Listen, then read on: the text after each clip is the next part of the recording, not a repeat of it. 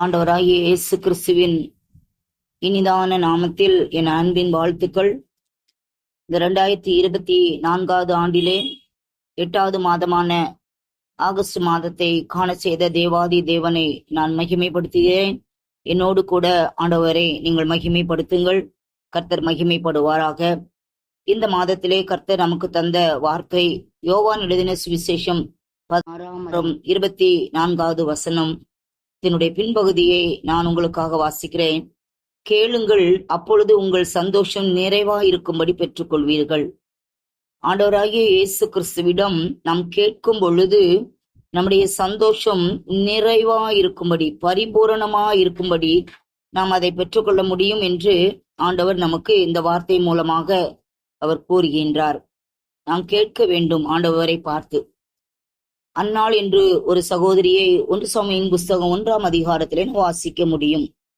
அன்னாள் அவளுடைய கணவனால் மிகவும் அதிகமாய் நேசிக்கப்பட்டவள். ஆனால் அவளுக்கு பிள்ளை இல்லாத குறை.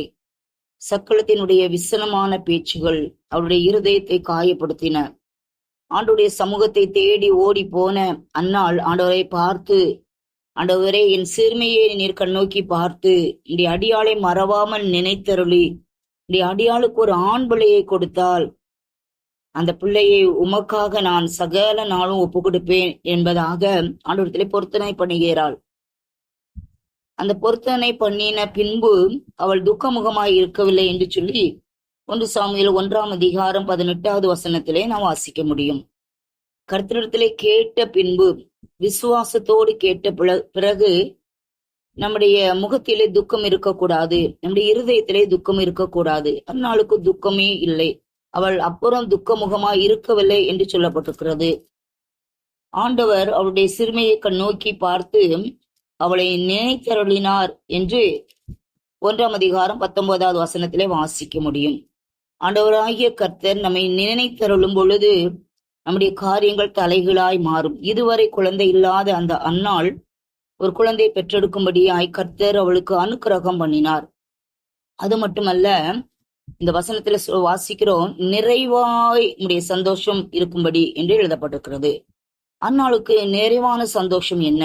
சாமுவேல் என்ற தீர்க்கதரிசி ஆண்டவர் கொடுத்தார். அநேக நாட்களாக, அநேக ஆண்டுகளாக பிள்ளை இல்லாதிருந்த அவளுக்கு சாமுவேல் என்ற தீர்க்கதரிசியை கொடுத்தார். அது மட்டுமல்ல, 1 சாமுவேல் 2ஆம் அதிகாரத்துல நம்ம வாசிக்கிற 20, 21வது வசனங்களை நீங்க வாசித்து பார்த்தீங்கன்னா, கர்த்தர் அந்நாளை கடாட்சித்தார்.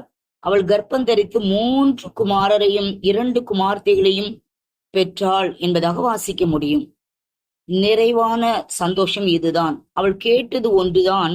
ஆனால் ஆண்டவர் சாமுவேலுக்கு அப்புறமாக 3 குமாரரையும் 2 குமார்த்தைகளையும் கொடுத்தார். கேளாத ஒன்றே கர்த்தர் கொடுக்கிறார். அதுதான் நிறைவான சந்தோஷம். சாலமோன் ஞானத்தை மட்டும்தான் கேட்டான். அவன் கேளாத ஐஸ்வர்யம், மகிமை, கனம் எல்லாவற்றையும் கர்த்தர் அவனுக்கு கொடுத்தார். அருமையான தேவ பிள்ளைகளே, இந்த ஆகஸ்ட் மாதத்துல ஆண்டவருடைய நாமத்தை சொல்லி, இயேசு என்னும் மகிமையான நாமத்தை சொல்லி அவரிடத்திலே கேளுங்கள், அப்பொழுது உங்களுடைய சந்தோஷம் நிறைவாய் இருக்கும்படி நீங்கள் பெற்றுக்கொள்வீர்கள் என்பதுல எந்த விதமான சந்தேகமும் கிடையாது. கர்த்தரே இதை சொல்லியிருக்கிறார். கேளுங்கள், உங்கள் சந்தோஷம் நிறைவாய் இருக்கும்படி பெற்றுக்கொள்வீர்கள். கர்த்தர் தாமே உங்களை ஆசீர்வதிப்பாராக. ஆமேன், ஆமேன்.